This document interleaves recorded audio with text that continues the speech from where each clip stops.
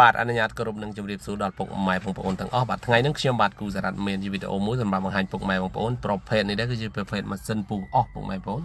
ពណ៌ហ្នឹងគឺយើងប្រើពណ៌ខៀវស្រស់ស្អាតបាទពុកម៉ែបងប្អូនអត់ទាន់បានលាងទេប្រភេទហ្នឹងគឺយើង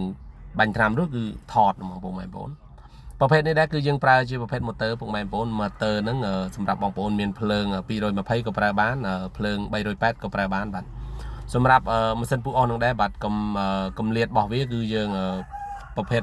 សារ៉ាំងហ្នឹងវារុញបាន6ទឹកទៅ7ទឹកបាទពុកម៉ែបងប្អូនប្រភេទទំហំអស់យើង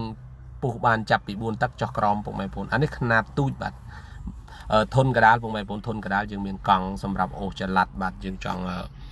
ដាក់នៅកន្លែងនេះឬក៏កន្លែងផ្សេងគឺយើងចល័តបានពុកម៉ែបងប្អូនដែកវារឹងមាំល្អបាទមកសំរុំបាទប្រភេទហ្នឹងគឺយើងប្រើជាម៉ូទ័រពុកម៉ែបងប្អូនចង់ប្រើជាប្រភេទម៉ាស៊ីនយើងដាក់ម៉ាស៊ីនបាទចង់ប្រើជាម៉ូទ័រដាក់ម៉ូទ័របាទជើងវាគឺត្រូវគ្នាពុកម៉ែបងប្អូន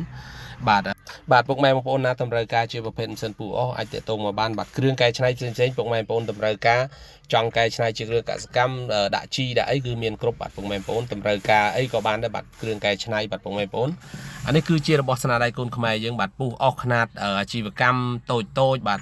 ឬក៏យើងពុះលក្ខណៈដាក់តាមវត្តតាមអីគឺស្រួលពុកម៉ែបងប្អូនយើងអត់ចំណាយកម្លាំងទេអានឹងគឺយើងប្រើភ្លើង